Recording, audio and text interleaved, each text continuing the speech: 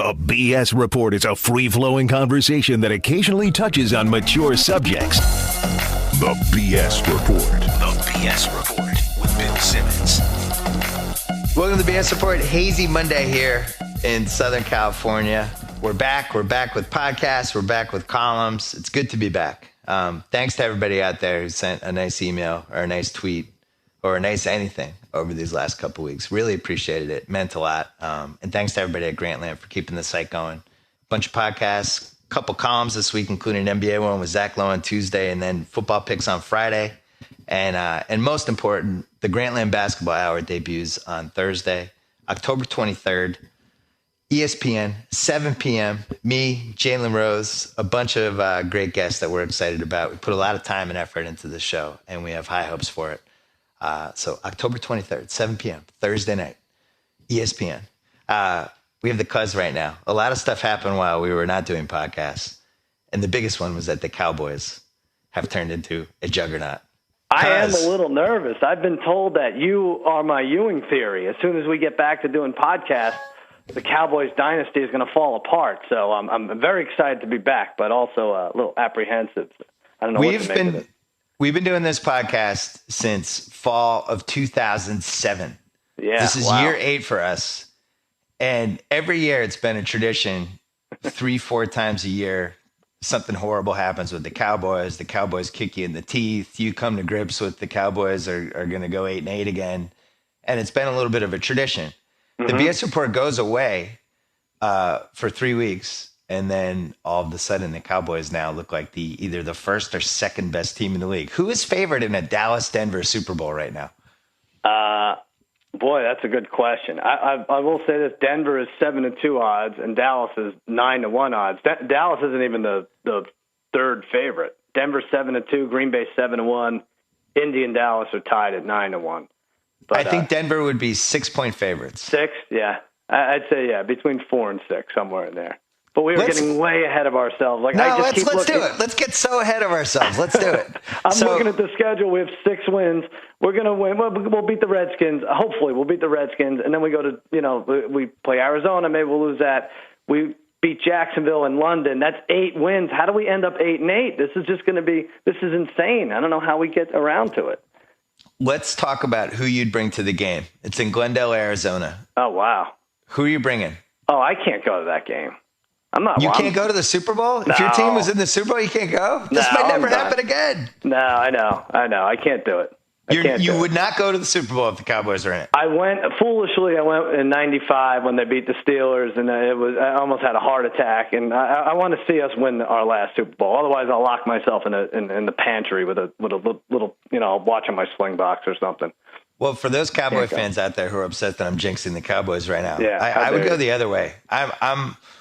I'm openly jinxing the Cowboys. It's actually a reverse jinx of the jinx of another jinx. So I wouldn't. Don't blame me for anything. Okay, we're blaming you for everything. Yeah. The one thing I think is a real concern, and I know a lot of people have brought this up, but DeMarco Murray is on pace for 905 carries right now. Yeah. I think it's over 900, right? Right. So at what point do you just say, "Hey, we're going to win this Giants game. Let's put the backup in"? And not put these last 3 carries on DeMarco's workload. That's a good idea. Even the Seahawks game, we didn't even need to gain any yards in the last drive, and they were pounding them, We just really needed to kill the clock. And it's funny, I was saying to my wife, she thinks I'm nuts for this, but I would forfeit the next 2 months of my life if it could all of a sudden be late December and the Cowboys were playing this well. If it could be what? What's that? You cut out for a second.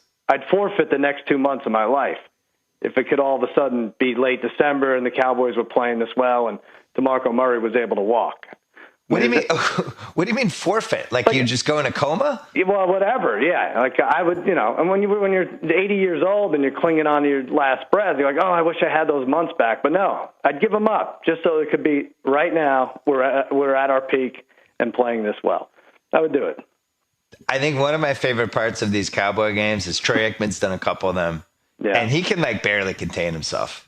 Right. It's almost like they have to just keep electroshocking him from just being like, oh, this is so great. Oh my God, I'm so happy. They got to just rein him in all the time. Yep. But flashback. So last night, yesterday was weird. I talked to you. Did I talk you out of the Seattle-Denver tease? You talked me out of talking you into the Seattle-Denver teaser. Oh, but you did it anyway? No. You talked me out of it. Good. You're right. Because you texted me and you're like, let's get some momentum, a little Seattle-Denver tease. And I texted you back, I'm afraid of Seattle. That was a great stay away. I was afraid of Seattle, and I don't like anything this week. And I didn't know you were able to. If you didn't like anything this in a given week, you were allowed to just not bet. That was an interesting thing for me. But it was a renegade philosophy by me. It's like you don't have to bet. There's no gun to your head. Weird, so strange. I went 2-3 in the Vegas Super Contest. I'd been on a good run, and I knew I was going to not do well this week. I literally could not come up with 5 teams. And begrudgingly went with the Bears -3 against the Dolphins and just immediately hated myself. I had the Lions over the Saints. They didn't cover. The only 2 games I liked were the Chiefs and the Colts. That was really it. I didn't like any other game.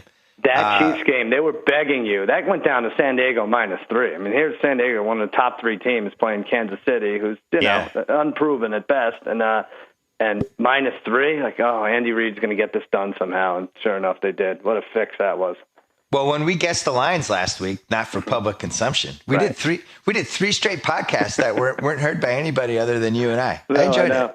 Underground podcast. But when we were guessing the lines last week, I think I was 3 points off on that Chargers line. I thought it was going to be like 6.5. By game time, did it go to 3.5 or 3? It went down to 3. I figured it would go up, but it went down to 3. That was a screwy one. And it was a very fair line. Either team could have won that game. The coaching was magnificently awful.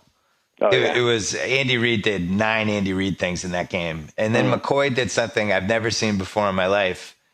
He had 3 timeouts left with about 27 seconds left, something like that. And the Chiefs were about to try a 48-yarder to go ahead. If they missed it, the Chargers would have had the ball in like the 35. Right. If they made it, you down the kickoff. You have the ball in your own 20 with like 21 seconds left. You have all 3 timeouts, and you have Novak who can kick it from like 55, 56, 57, something like that potentially. So he uses one of the 3 timeouts to ice the kicker. Ice as a kicker. Stupid. Which every study that has ever been done on this has come out inconclusive on icing the kicker. There's no benefit at all from all the copious evidence that we can tell. There might be a slight benefit, but you know what really is a benefit? When you have an extra timeout when there's 21 seconds left. You're not going to get fired for keeping that timeout, for sure. No. So they could have the ball at the 20, and instead they had the ball at the 20 with 2 timeouts left, so Rivers had to throw deep both times. He got picked in the second one. But if you have those 3 timeouts, you go over the middle, timeout, 15 seconds left, you're on the 32. You go over the middle again, timeout. Now you're on the 44 with 10 seconds left. Now you can work the sidelines. I mean, I just thought that was stupefyingly dumb. I mean, even Andy Reid thought that was dumb. Yeah, that was screwy. That was a screwy play. If Andy Reid's shaking his head, you know you have problems. Yeah, Andy's like, I just gave up one of my timeouts at the 11-minute mark to challenge a spot on a pass that has never been overturned in the history of football. And even I think your decision was dumb. Yeah, you're stealing my thunder here. I'm supposed to screw this up. Well, I don't trust either of those coaches in the playoffs, but Andy has the track record. I think McCoy is heading that way. Hey, Seattle. Oh boy. I mean, have they covered since week 1? I'm gonna look this up. That's a good question. What did they do? They didn't cover against Denver. They didn't cover. I'm going to look this up. You know what happens when you're not working for 3 weeks? You start creating all these weird documents to try to gamble on football better. Really? It's one of the things you do. Yeah. So they covered against the Seahawks on Monday night. They are. And they covered by a point. Yeah. Oh, that Broncos game they covered in week 3 in overtime. Oh, that's right. Yeah, it had to go overtime. They scored. Right.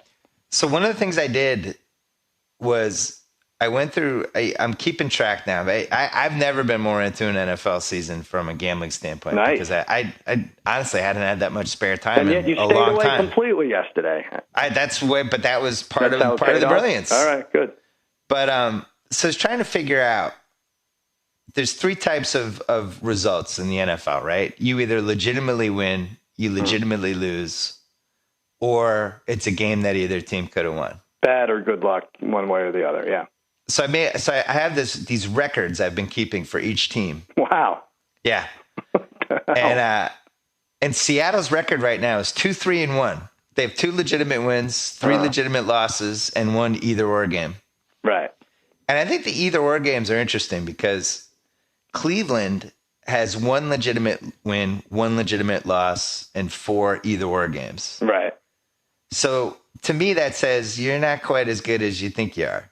But the Denver's 5 legit wins, no legit losses, 1 either-or game. Indy's 5 legit wins, 1 legit loss, and 1 either-or game. Wow. So it's like you start putting together those legitimate wins, and you get to like, I don't know, 8 or 9 by December, and I think you're a good team. Now your Dallas Cowboys, 3 legit wins, 1 legit loss, 2 either-or wins. Right. So maybe not quite as good as people think. I like that. I like where you're coming from. At least you're thinking about football, which is great. But isn't it the full of teams that sometimes make the Super Bowl, the ones that have the most either or wins? Yeah, I'm not thinking about the Super Bowl. I'm just thinking about week after week. Right. You know, like you look at a game like, let's see, for instance. Like Arizona, I think, has probably a lot of either-or games, and yet I could see them making their way somehow very, very deep into January, maybe even March.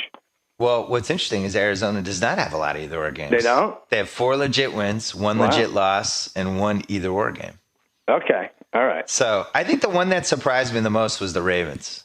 Yeah. They're 4-1-2 by these calculations. And actually, I have a separate category for ass-kicking wins, and the Ravens have 3 of those. They have a ton, and I've been on the I've been the ass-kicky for I think all 3 of them. I really have. I don't, and we talk about letting go of biases that we had in the beginning of the season. That's the one I can't let go of. I think the Ravens are okay, and then every week I bet against them, and they play like gangbusters, and I'm not even in the game like in the second quarter. Well, another thing I did because I was super bored was I was doing tiers every week for the teams, trying to figure out who moved up and down. You were crying when you were off? Oh, tears. Okay. Tears, almost tears. I got you. But I think right now the top 3 has to be Denver, Dallas, and Indy. And I would not put Green Bay in that top 3. I think they're on the next level with Seattle, San Diego, New England, Baltimore, and Arizona. All right. Green Bay's pretty close. Green Bay's pretty close. They're like a 1.5. They're not a tier 1, but they're like a tier 1.5. Wait, who was your 3? Oh, the Colts. So neutral field. I think Denver, Dallas, and Indy. Neutral field, you like Colts over Green Bay. Yeah. I think I do.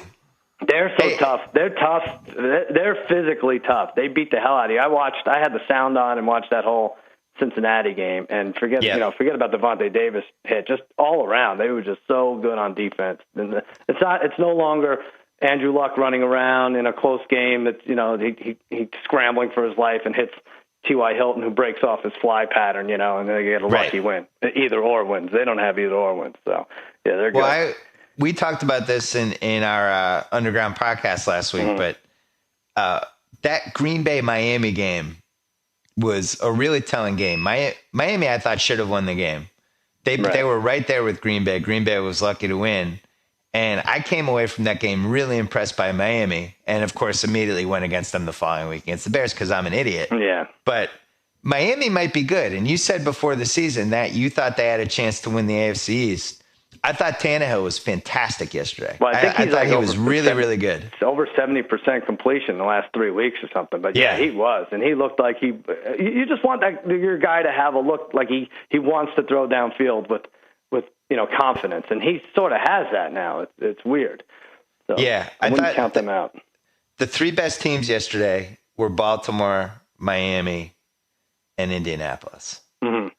And Baltimore looked that good partly because Atlanta's terrible. You've given up on Atlanta, right? Finally? Yeah, I have to. I mean, okay, good. F them straight to hell, really. They were my best bet on SportsCenter, and they even though they were actually down 20-7 with the ball, looking to cover in the 4th, they were awful.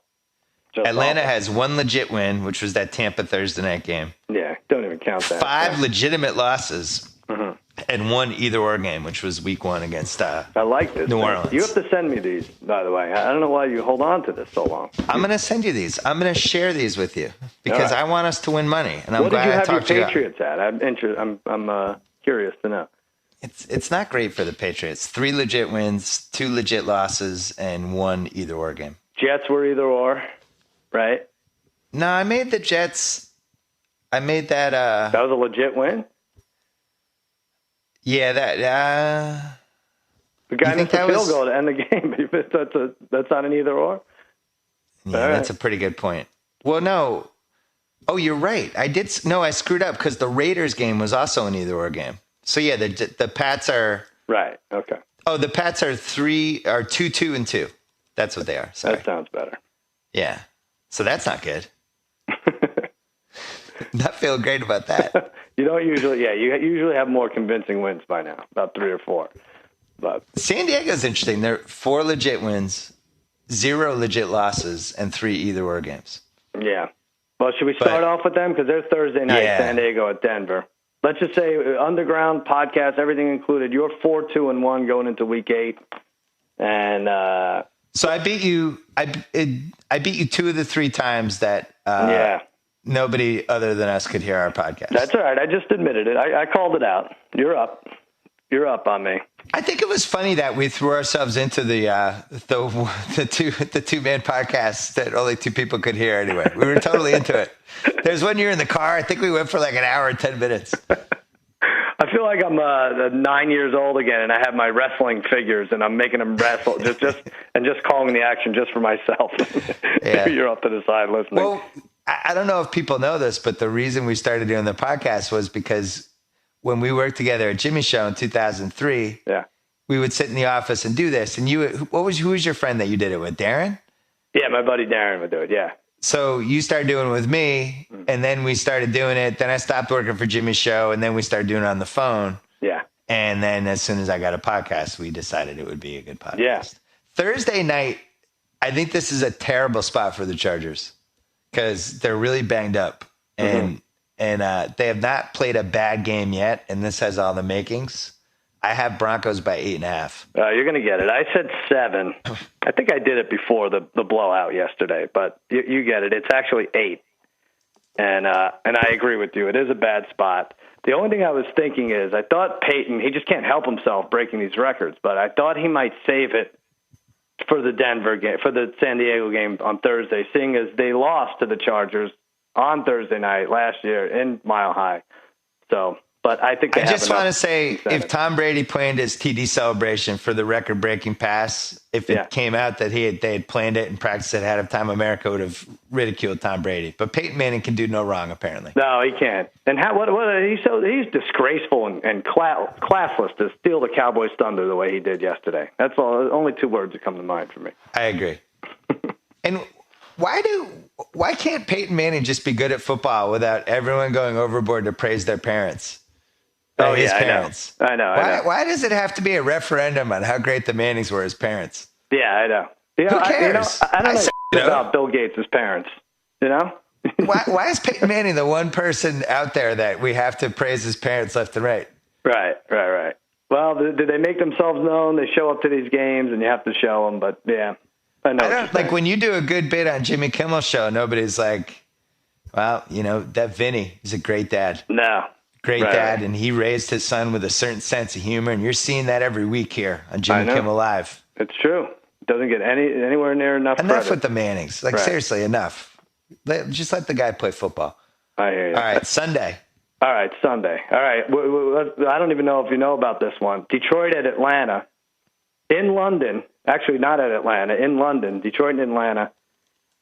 9:30 a.m. Eastern Time, 6:30 a.m. Pacific Time. Bill, are you kidding me? It's a 6:30 start? 6:30 on the West Coast start to accommodate the Queen's tea and crumpet schedule. Well, this is a joke. Dog, I kind of like it. I'll get up at 6. I'll get some coffee. Oh, come on. Turn on some football. Come on. How is anyone supposed to party the night before?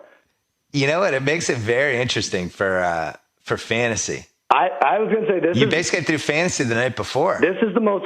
This will go down as the most controversial game of all time regarding fantasy and weekly pool implications. Because you're going to have like Calvin Johnson and say, I want to start. I'm going to play all week. And then like, oh, he was jogging before the game and he limped and now he was a, game time scratch and people are going to freak out like, oh, I never got a chance to put a backup in. I was sleeping. It's going to be Well, what bad. about all the people that just aren't going to know that there was a 9:30 game? Yeah, it's true. They'll just wake up. You got those done. people. They're like, oh, yeah, I got to fix my lineup. No, your lineup's set. Because there was a game that started at 9:30 East Coast time. I think this is great. Do you like it, huh? Oh, I really like it. Because basically this is why the Premier League has been doing well on Sundays, because people wake up, they roll out of bed, and they want to watch a live sporting event on a Sunday morning. Right. And now we actually have one. I hope this is a precedent that continues. Boy, that's early. That is early. Oh, like you're not going to be up. I will be up, but for the freaking Falcons, I barely wanted to watch them on Hard Knocks to wake up early. Right. That's a pretty good point, because the Falcons are terrible to watch. Yeah. And it's not like this is a great game. So what do you think the line is? I think the line is Lions by 6.5. All right. I went low on this. I don't know why, but I went 4, and it is exactly 4. And that should shoot up to your number, I think, though. I don't understand that. Atlanta sucks. Yeah. That team's bad. We've been saying that for 3 weeks on our Underground podcast. They are so bad. And, they give out tons of points a game defensively. But it seems like the better team gets points taken off the spread if they go to London. It is fun that we did these 3 podcasts that nobody heard, because we can claim we said and predicted all these things, and there's really nobody that would know differently. Right, yeah. Yeah. Remember when I told you the Cowboys are going to be 6-1? You did. Yeah. You absolutely did. And you told me, I think in our week 5 one, you were like, hey, Bill, don't be surprised. Seattle's going to trade Percy Harvin to the Jets. I just feel it. I think it's going to happen. Well, you know what's funny? You bring that up. I did have a heads up about the Percy Harvin trade before anyone else, because you called me. You remember this, right? This wasn't as on the ground. I'm gonna have to. I called you because he's on both of my fantasy teams, and he's been a one-man apocalypse. Yeah, you almost created a whole different kind of fantasy with him. Hold on, let me see if I can pull this call up. Cousin Sal, Sports Guy here. Well, it's been a whirlwind 3 weeks.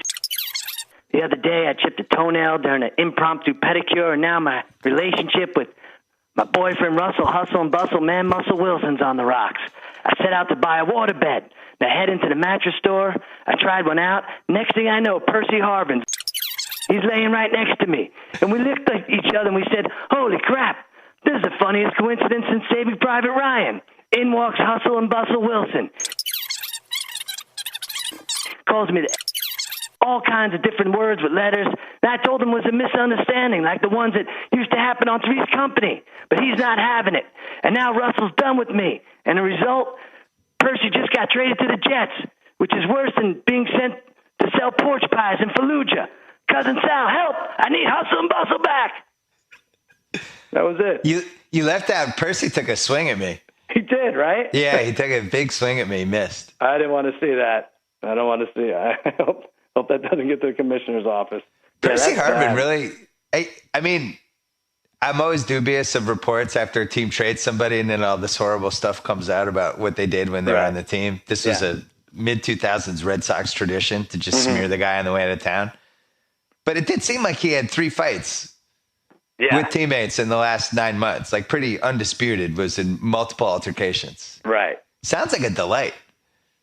Yeah, it's bad, but I think that team misses Percy Harvin. I know he wasn't doing much, but like when Russell Wilson had to drive the field against the Cowboys to win, I wasn't as worried. I really wasn't. I was like, there was like 9 other scenarios I would have thought were worse than that. If Marshawn Lynch isn't breaking long runs, which he hasn't in a while, they don't have too many big playmakers. You have the bootleg from Hustle and Bustle, and that's about it. Well, I don't think people realize this, but Chris Carter, when he gave his speech yesterday about how Percy's got to get his life together and all that stuff, he couldn't go to work yesterday, so they replayed his Brandon Marshall speech from 2011, and they just digitally put in Percy Harvin's name. Is that what it was? Yeah, that's what happened. A lot of people don't know. It's seamless. We have a lot of technology on the ESPN That's something set. else. Yeah. So I think everyone needs to get their life together. You don't even need to say it anymore. Everyone just get your life together. I think we've all worked with Percy Harvin. Yeah. There's somewhere you and I could go right now that we're not going to. But yeah. We've all had Percy Harvin in our lives. Right, for sure. Yeah. Right. We're not we're not as fortunate to be able to just trade him off to the Jets. Right. Sometimes you just have to live with them. That's the nice thing in football is you can actually trade the guy away. In real life, sometimes you can't. Mm-hmm. Unbelievable. All right, St. Louis at Kansas City. The Rams might be slightly better than people realize, but that doesn't mean they're good, right? Yeah, they might. They've kind of hung in these games. Like they had leads against the Niners. They had a big lead against the Cowboys. They had they were up by 18 yesterday against Seattle. Like that. Yep. That's not a bad team. No. I don't like this game. And yet all that tomfoolery had to go down perfectly for them to win barely, right? Yeah, it was one. I love the fake punt. I haven't been that surprised by a fake punt in a while. That was to do it great. inside your own 20 is so gutsy. Yeah. How much are we cursing Jeff Fisher if that goes incomplete? That just goes off. It was great. I mean, he had a terrible moment at the end of the first half that I thought was going to cost him that game when he tried the super long field goal. Yeah. That all that did was give Seattle awesome position. Like just go into the halftime at 21-3, Jeff. Right. Mike Smith did the same thing with Atlanta, and Baltimore came down and scored immediately. Just punt the ball and take your lead in a halftime. What are you messing around? Like, congratulations. You got 3 extra points. I agree. I have the Chiefs favored by 6, and I think I hit it exact. I think we split it because it's 6.5, and I said 7. Oh. Yeah. Oh. That could go down. I don't know. For some reason, whatever game the Rams are involved, they get money on them towards the end. That's dying for us to tease with the Broncos. With the Broncos. Interesting. Yeah. Do you know that if the Cardinals had made the World Series instead of the Giants, Sunday would have been the greatest day in Missouri sports history? Oh, wow. Oh, you're right. Yeah. St. Louis to Kansas City. Would have been a Chiefs-Rams home game and a Chiefs-Cardinals World Series game. Right. Would that have been home? I'm trying to figure out. Yeah.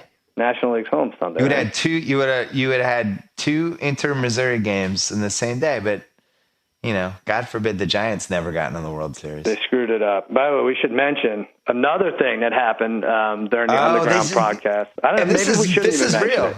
No, we should totally mention it. This is, America missed out on some good tidbits and instinct things, and this was one of the 2 big ones. We before the wild card game, we jumped on by the way. We jumped on the Royals at 18-1.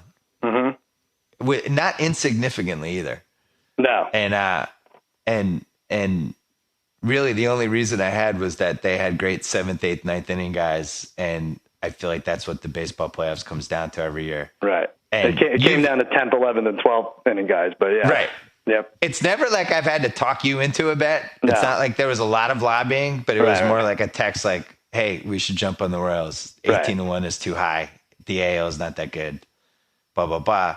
And they haven't lost since. And we've been on the bandwagon. I would have been on the bandwagon anyway, but I'm like, this is like 30% of where I was with the 2004 Red Sox, just from just really devouring it. Mm-hmm. Now, here's the only thing I'll say. Do we give our podcast listeners a gift by not hedging, thereby making it obvious that the San Francisco Giants are the choice to win the World Series? I don't think we should do that. This has a chance to be one of my best bets of all time. Definitely. I was thinking about this, actually. Like 2004 Argentina men's basketball in the Olympics was probably my favorite one. Right. The 2001 Pats to win the Super Bowl was another classic. Mm-hmm. I've had a couple. This would go right up there in the pantheon. 18-1 the day before the wild card game is yeah. Mine was something 2 years ago, Cleveland via Atlanta. What was the NBA trade for draft order? Ping pong.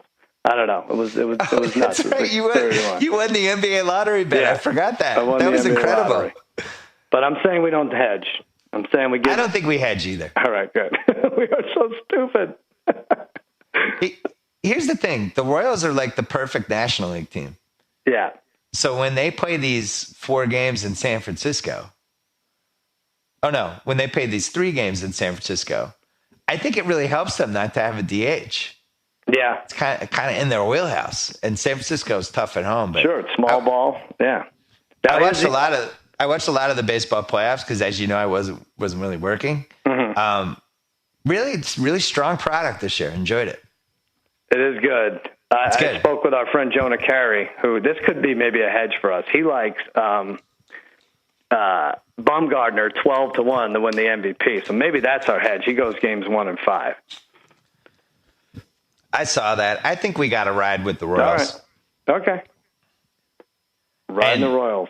I think if Ned Yost wins a World Series after everything I've watched these past few weeks, I think we'll be telling our grandkids about that too. Okay, because he does some of the most illogical things I've ever seen in my life. And I know it's all the baseball people already knew about what it was like to watch him manage, but it's funny to have money on him and just see some of the stuff he does. Like, whoa, it's the 6th inning, a pinch runner. What? Yeah.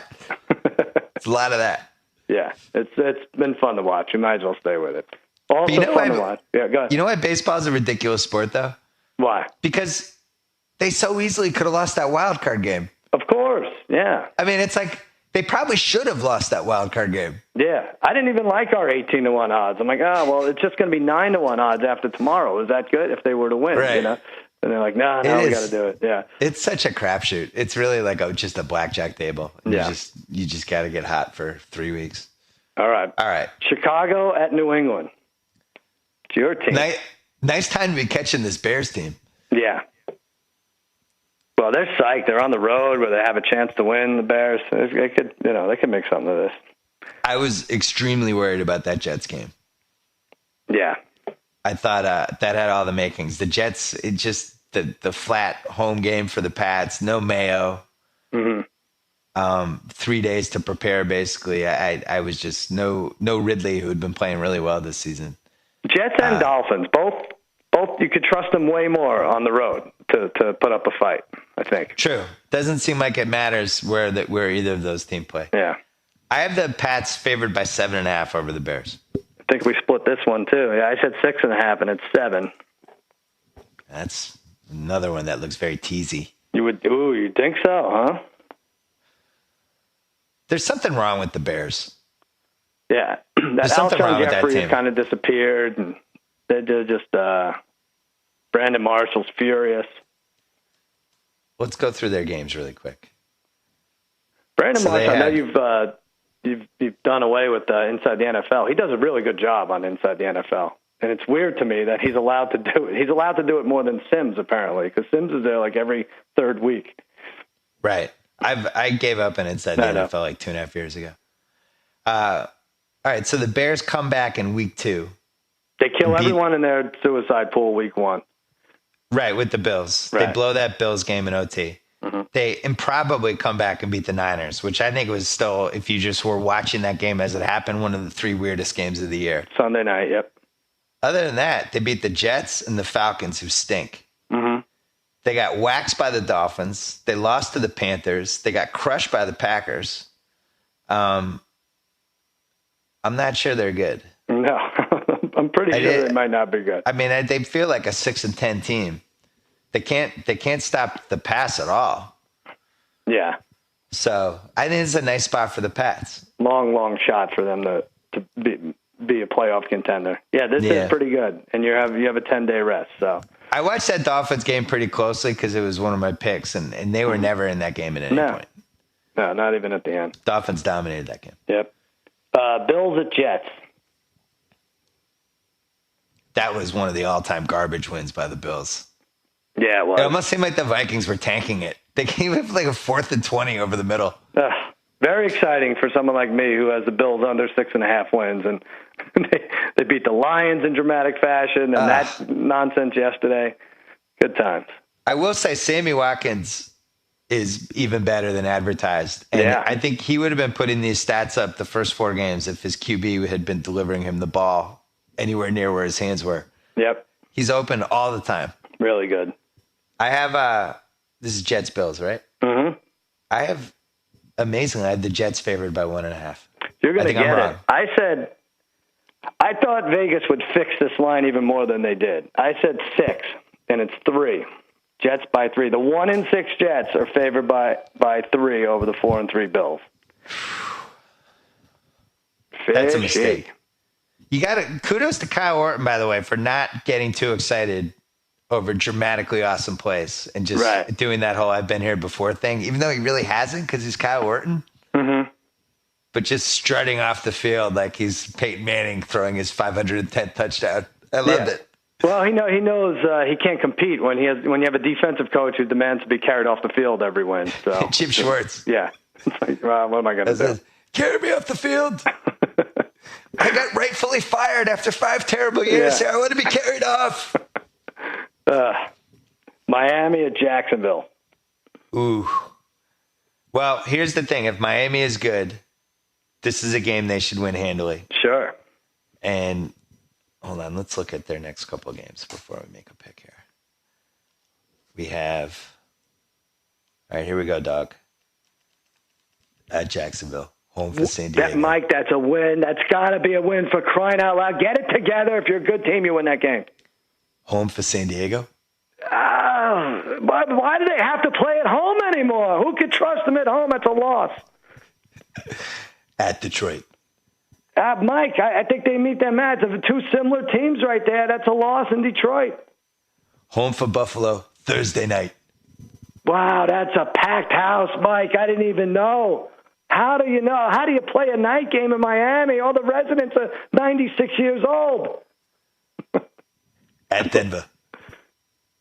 That's a loss. I'm giving them an L. That's an automatic loss. Too much firepower for Denver. At the Jets Monday night. Oof. Another night game. Mike, that's a win because the Jets haven't won at home or covered since Freeman McNeil was a rookie. Dog last 2. Home for Baltimore, at New England, week 17. Loss and loss. Wow, that's their schedule? That's their schedule. Tough. What place did they come in last year? Get me off Fox Sports 1. I hate this simulcast. I'm never on. I was bumped by an English Premier League repeat the other day. I want off this channel. Mike, settle down. We'll be back. I want off. Dog, let's get back together. I can't believe he didn't contact you in the last 3 weeks. Maybe My Francesa? Yeah. I don't lose. Yeah, I got to tell the whole complete story about that phone call. I have Dolphins favored by 4.5 at Jacksonville. You get it. It is right in the Vegas zone. I said 7, and it's 5. So you're getting that one. Well, you look at the Jags the last couple weeks, and they've played 3 defensible games in a row, right? They barely lost to they lost to Pittsburgh 17-9, but it wasn't an ass kicking. Right. Barely lost to the Tennessee Titans, and they beat the Browns pretty handily yesterday. So it's 3 games where they didn't get their asses kicked. I know. I don't think they'd beat them. First of all, I had the Browns on every suicide and the eliminator pool and everything else. I'm on a teaser, but they could have lost that game by 3 touchdowns. But the fact that Denard Robinson is running upright for 60, 70 yards a game is a good start for them offensively, which is they were having trouble moving the ball was the thing. Yeah, I actually had a cup of coffee with Denard Robinson on my fantasy team 2 weeks ago. Yeah, and he threw it at me, so I waved him. He threw it right in your face? Threw it in my face. You might want to forgive him and have a return meeting at Starbucks or something. No, I went. This is another thing we never got to talk about on our podcast. Yeah. I went all in on Brandon Oliver 2 weeks ago. Oh, yeah. And I would have made a huge deal about that. I was, when he came in whatever game that was, when he came in off the bench, I thought he was awesome. You love that guy. And then I spent the next couple days just researching him because I had a lot of time on my hands. Yeah. And by all accounts, I read this one Buffalo News piece about him and his teammates from Buffalo. It was a lot of we always knew he'd come through and all this stuff. I'll tell you, he's kind of on Russell Wilson's corner right now for me. Oh, really? Yeah, I'm a big fan. All those quotes about him, I was on. So I overpaid for him on both of my fantasy teams. The problem is he has no offensive line right now. I kept looking for him to break out yesterday. It was going to happen. He was tackles a couple times. It was almost good enough. Yeah, he was one jersey pull away from a 65-yard run 3 times. But that guy is really good, I think. Definitely fun to watch. Yeah. Definitely. Seattle at Carolina. This potentially fun to watch. Textbook classic Seattle by 3.5. Yeah, you get it. It's 4.5. It's also in the Vegas zone. I said 3. And I'm not sure that – I know Carolina got whooped yesterday, but I'm not sure Seattle's better than them. Carolina's not good at football. Football? No. They're not good at professional football. Don't you think, though, that you go into Lambeau, that's just going to happen a couple of times a year? Just everything falls apart. They've gotten their asses kicked twice in the last 4 weeks. No, that tie against the Bengals. Actually, I'm sorry. That doesn't look as impressive. No. They've gotten their asses kicked 3 times in the last 5 weeks. Week 3, Pittsburgh. Week 4, Baltimore. Week 7, Green Bay. Right. That's not good. Well, doesn't seem like they can stop the pass at all, or the run. They have. This is going to be an interesting division, this NFC South. Right now, New Orleans, who can't get out of their own way, is plus 110, and Carolina is plus 120. And really, we talked about it, 7, 9, 8, and 8 wins that division. I mean, really. All right, so this is absurd, but Tampa Bay? Oh, come on. They're at Cleveland this week, home for Atlanta, at Washington, at Chicago. Tampa Bay's not at Cleveland this week. Oh, next week?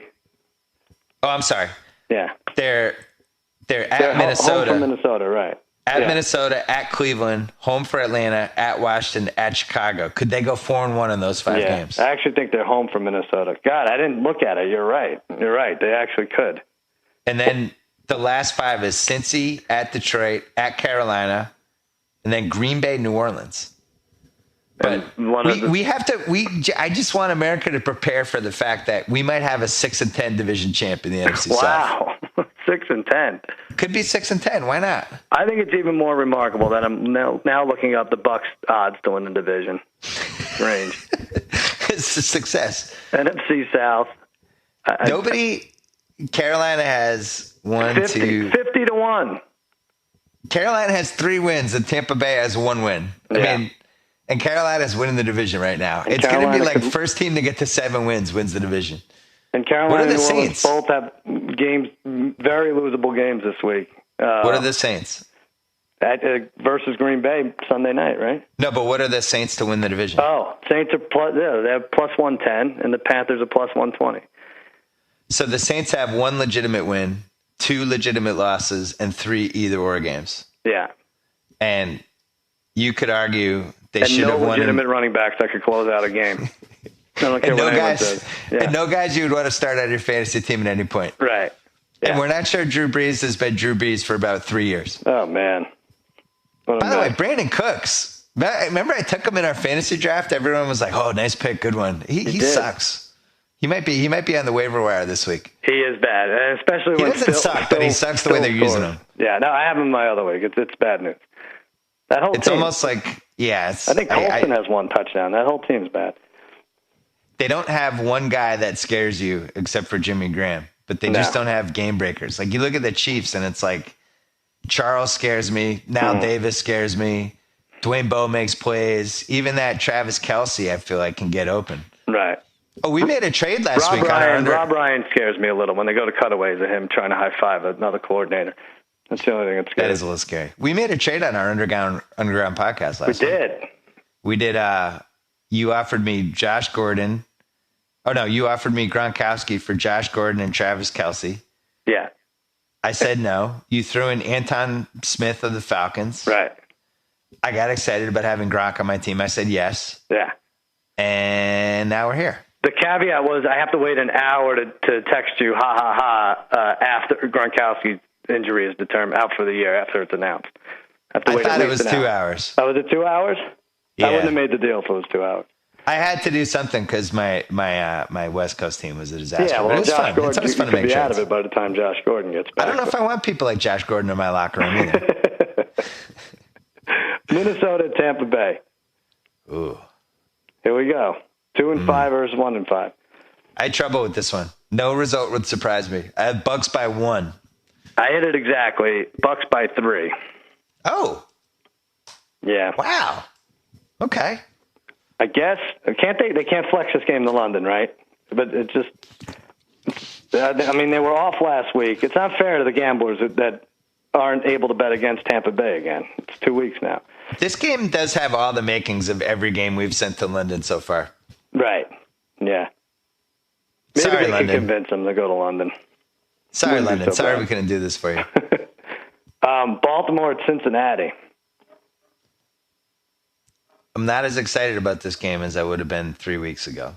By the way, I don't know if you hear, but there's a dog barking in the background when I said Baltimore at Cincinnati. I don't know if they want us to do a Mad Dog impression or we should take the underdog. Let's try to remember that we should take the underdog. Oh, I like the Ravens. I've liked the Ravens all year. Yep. I have the Bengals by 2.5. Wow. All right, you nailed it. I said 4, and it's 2. So there I go again. I can't respect Baltimore as much as even Vegas is now. I think it's time. Well, I need to see Cincy with a healthy A.J. Green. But I can tell you this much. Without a healthy A.J. Green, it's a pretty rough team to watch. God, why is that? Their defense should still be good enough to carry them. I mean, and they haven't won this month. It's weird. Not sure their defense is that good. Yeah. Like they've I guess not. Teams have moved the ball up and down on them. Like Carolina moved the ball up and down on them. Yeah, that was bad too. Ravens are good. AFC's better than I thought. Colts, Ravens, obviously Broncos as good as anyone, I think. Chargers, Pats, right there. Yeah. Dolphins. I got got a lot of emails obviously over the last few weeks. Thanks to everybody, by the way, who emailed out there, who emailed some nice thoughts. I appreciated it. You should email them all back. That's the way you thank them. Well, there was a lot. 6-7 days. But I mean, it was nice to hear people miss the pod and all that stuff. Yeah. So thank you for everything anyone sent out there. But I totally forgot what I was saying. What were we talking about before then? Baltimore, Cincy. What did we say? AFC's better than we thought. Yeah. People really like the gimmick of us counting out one team every week from making the playoffs. Oh yeah. So I figured we're heading into week 8. Can we cross off 7 teams and then count out the 8th one? It's so funny. I think we crossed off St. Louis. I guess you could still cross off St. Louis, but now they're proving to be decent. 7 teams. All right. What do you think? So we got Jacksonville, Oakland, Minnesota, right? The Jets, right? Washington, right? And Tennessee, you said? And Tennessee. Yeah. So we're not crossing 7? off Tampa Bay. That's outrageous. I don't think we can cross off anyone on the NFC South yet. Okay, I really don't. Right. I don't think we can. 5. They're still in the hunt. So those are our 7 that we'll cross off. Okay. And if you had to cross off an 8th right now, so you would cross off Tampa Bay.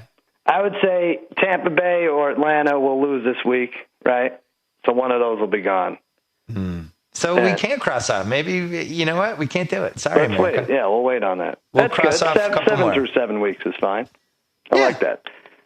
Houston at Tennessee.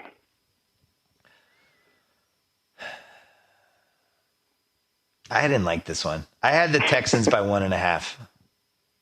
Oh, man. You got it. It's 2. Texans by 2. I thought it'd be a full 3. Notice how dead on I am with these lines? Yeah, you're very good all of a sudden. Well, it's not all of a sudden. I've had a lot of spare time. 8-4, you're beating me. I read everything.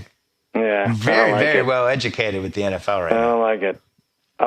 You know what? And I'm also not fully convinced that Charlie Whitehurst is the answer in Tennessee. I have to be honest. You know what's funny is like 3 times a game he'll have a really nice play. Yeah. And you'd be like, whoa, who was that? Was it Jake Locker come back in? No, that's Charlie Whitehurst. I think his receivers are better than they get credit for, right? Yes. And, yeah, I think they're okay. I agree. You know who's not that good, though? Bishop Sankey. Yeah. Just not good. That's a bad one. That's a bad one to follow. I have him on one of my teams. Not very good at running the ball. But when you think about the fantasy drafts, like if you weren't going to get the top tier guys, like you had to get Bishop Sankey or the Giants running back or they're going to be fine. Chris Johnson, those 3 guys, you'll be fine if you get one of them. Well, when we had our West Coast draft, my philosophy was to not overpay for a running back, but then try to get the DeMarco Murray, Andre Ellington guys. And Murray went for like $12, $13 more than I thought he was going to go for. Remember? And so did Gio Bernard. Right. But Ellington was the one guy who went under 30. But then I ended up with C.J. Spiller and Toby Gerhart, and so it didn't really work. Yeah, wow. See, that's tough. The thing. Those running backs, like you got the one running back to emerge, I think, the Oliver, and you got him on the waiver wire. But I had to pay for him. And Ellington's been good. I think, but he was expected to be like 7th or 8th, right? Well, I did the 4 QBs with the goal to You trade still at have least 4? You still have 4, right? Well, so now I have 3 because the goal was to try to trade one of them the first couple weeks, which I did for Shane Vereen, who's a starter now. And so then that you picked actually one worked. up, though. Didn't you pick up like Teddy Bridgewater or something? I waived him for Brandon Oliver. I see. Okay. All right. Yeah. It didn't not work. It was a nice experiment. What's the best early game? Seattle at Carolina or Chicago at New England? Baltimore, Cincy. I can't believe I'm saying this, but I think Chiefs-Rams is going to be the most entertaining. Wow. All right. Yeah, that's a good game. I like that game. What's the best late Saturday night game? Detroit at Atlanta? It's ridiculous. It's going to be interesting to see how they rate against Everton versus Manchester City. Yeah, Man City. Eagles at Cardinals. Afternoon. I had trouble with this one, too. I have Cards by 2.5. Well, all right, you had trouble. All your trouble you have. You're cheating. How much trouble I'm not you cheating. Having? I'm very, very well educated. By 2.5 is exactly. I thought it would be a pick, and I think they're even better than 2.5. I mean, you talk about a team. We just talked about Ellington, but if you don't have him, they're not a sexy fantasy team at all. They don't really beat up anybody. How did you have them for legitimate wins?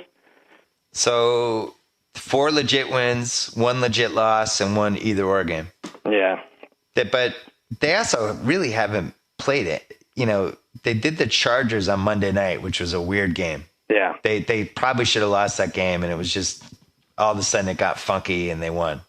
Right. They beat the Giants. They legitimately beat the Niners. Got killed by the Broncos. Mm-hmm. Beat the Skins.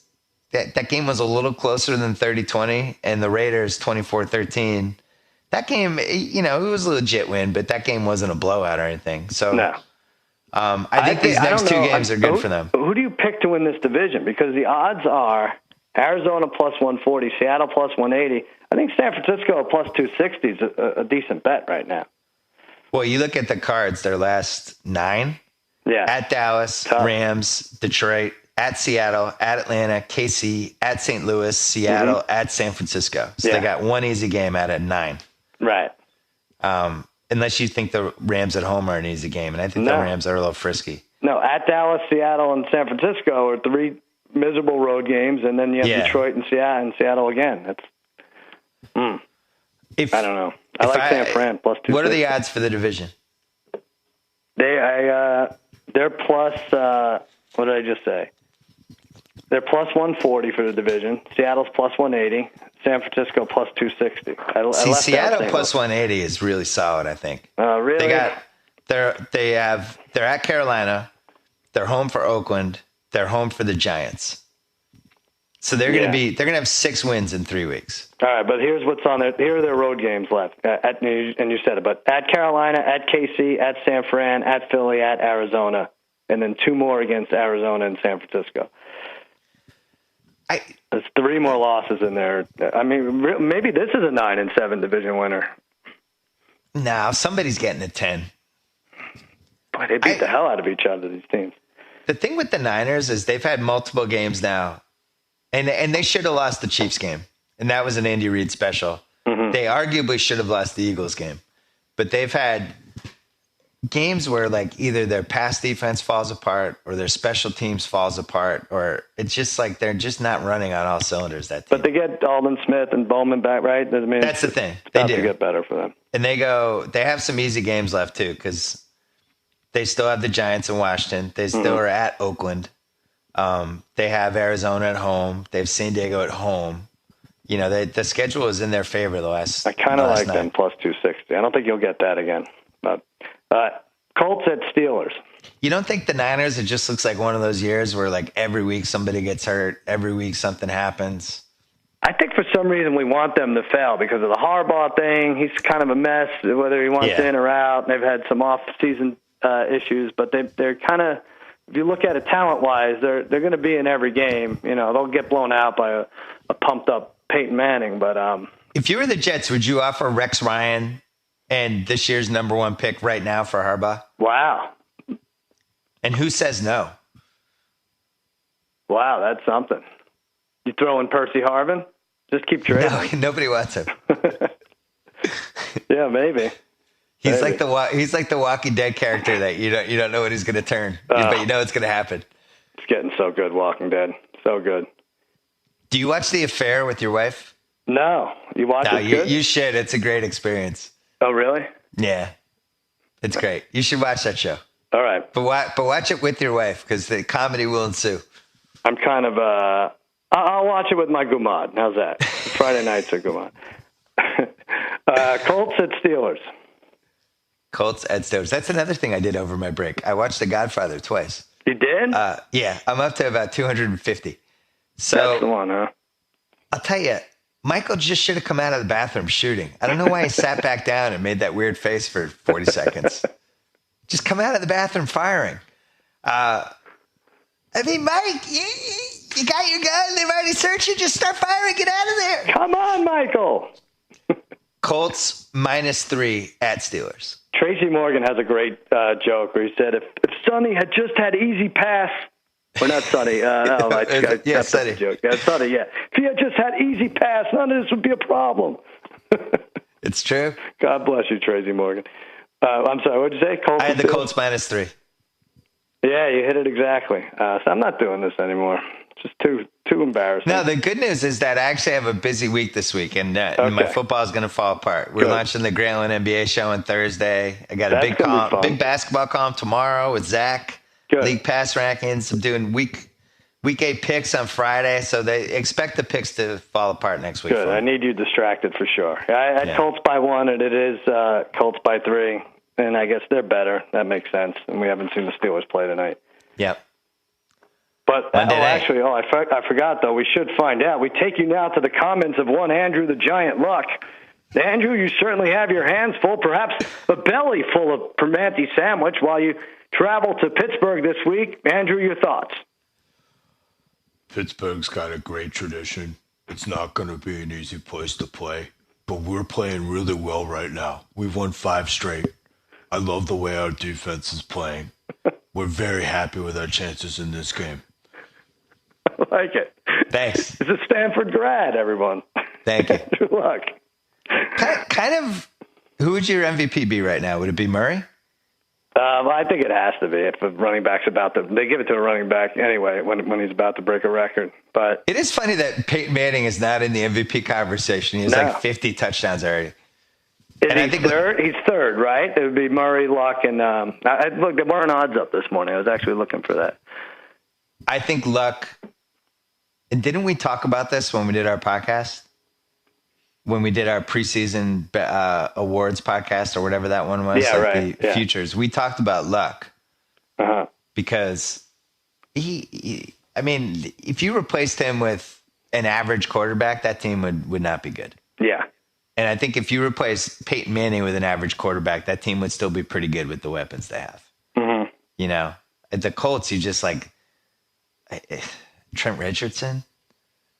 You know, could they win 12 or 13 games? I guess could. I mean, they look like no one. They're unbeatable, and they're going to race through that division.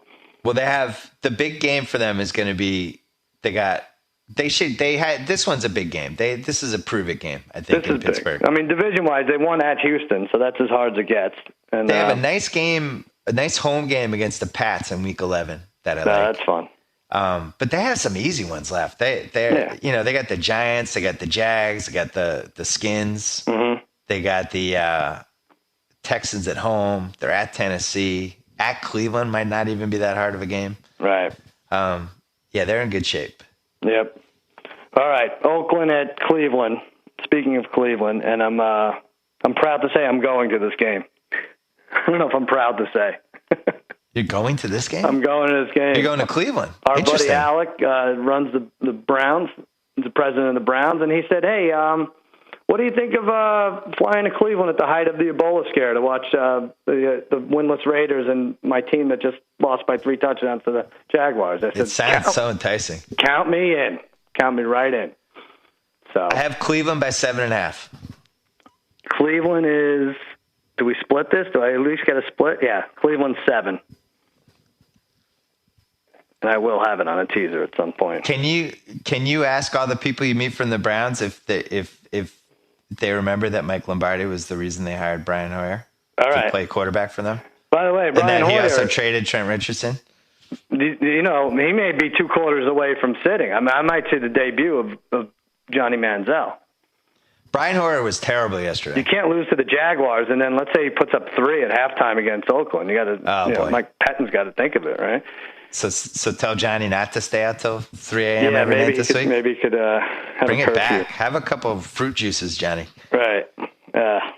That's tough. I feel bad. The fans really could have gotten it. Cleveland could have been 4-2 if they win that Jacksonville game, and they had some really stupid plays to blow it early. And then they have Oakland and Tampa Bay in the next 2 weeks. So those fans really could have been excited. Yeah, it's so tough to take care of business against bad teams. Right. It's just one of those weeks it's going to rear its ugly head. I think your team's in the same spot too, to some degree. The Cowboys? Yeah. Yeah, once you start thinking you should win games, that's when it gets into trouble. Like you have the Skins this week. Right. You're home for Arizona. You're at Jacksonville. You're at the bye week at Giants. Like you could just look at the schedule and be like, "Oh, this is awesome. We're going to be 10-1." You can't do it. I know. And you can't. There's going to be a game where you slip up. Well, but I will say this: in years past, it's been harder to predict that. But when you're controlling the line of scrimmage, when you're physically throwing teams around, I'm less worried about the Redskins. I know it's going to bite me in the ass, but I'm less worried about the Redskins knowing our offensive line is as solid as they are. Did you pour out a 40 for Kirk Cousins? Well, I might see RG3 this week. Oh, that'd be fun. Well, we got one more game to get to before that. Green Bay at New Orleans Sunday night. I was way off on this. You've clinched the week anyway, so. I think it's got to be Packers by 3. That's exactly what I said. Would you believe Saints by 1? That's ridiculous. 2-4 Saints, home for the 5-2 Packers. Not even a must-win, as we've talked about. All you have to do is win a few of your division games. That I don't agree with that spread. I know. It's scary. I don't know what to do with that. And then Monday night. Cowboys. Washington at home Dallas. for Washington. Great rivalry. Top 3 rivalry in football? Not anymore. No? I can't remember the last memorable game you two have played. All right. So what are the top 3 right now? Off top of your head. Baltimore, Pittsburgh, Chicago, Green Bay? Yeah, Baltimore, Pittsburgh. Whatever team Manning is on versus whatever team Brady's on. Right. Good. And I think Seahawks-Niners. Oh, wow. Not Chicago, Green Bay anymore. I guess some just have tradition and then some are just... Yeah, there's a difference between a tradition and just like what the best one is now. Yeah. Well, it's not like it used to be, but I get up for the Detroit-Atlanta game in London at 4 a.m. That's always a big one for me. I think Jags-Raiders is last. Terrible. So I have Cowboys by 8.5, might be a little low. Oh, I win the last one. It means nothing. I said 9 and it's 10. Oh, that's too high. Very high. That's too high. What do? If RG3's ready, you play him this game? I guess you have to play him. Deep down, you're concerned about 2 things. Go ahead. One is the DeMarco Murray workload, which has been beaten in the ground by everybody. The other is I know the defense has been really, really solid and really reliable, but man, it's you just feel that game coming where they give up 38 points to some weird team and then everybody panics about the defense. I feel horrible because I do think eventually teams are going to figure out our defense. They have to, right? I don't care how good the defensive coordinator's been and how well everyone's playing together. At some point, talent is going to have to factor into this. And, your middle linebacker was working at the Store 24 last year. Yeah. And it just doesn't, that part of this whole thing doesn't make a lot of sense to me. No, I know. We're flying high. That's why I want to fast forward 2 months, my life. Just do it. What do you got for Jimmy Kimmel Live? Jimmy Kimmel Live, Ice Cube tonight, Science Bob, and Bush will be performing later in the week. Bill Murray, wow. Jack Black and Kyle Gass, wow. Keanu Reeves, wow. And Taylor Swift, holy shit. Outdoor performance on Hollywood Boulevard. We're shutting down the street for a free concert. And don't ask me for VIP passes because I'm fresh out. What day is Taylor Swift? Thursday night.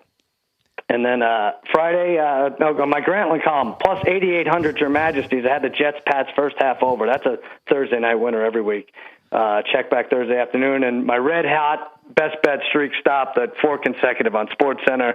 I'll start a new one Thursday, 10 Pacific, Friday all morning, everywhere else on ESPN, the worldwide leader in sports. I talked to Neil Everett about your Sports Center bits. He's did? he's been very happy with them. Yeah, Oh, I ran he into is? him. Okay, good. I ran into him at the ESPN building. So Good. here's your Thursday night, America, October 23rd, 7 p.m. ESPN. The Grantland Basketball Hour debuts. Then flick right over to ABC for 3 hours of Shonda Town. What do There they you call that? go. Shonda. What do they call that night? Shonda night. Yeah, I forget what they call it. Yeah, Shonda rhymes. The Shondathon.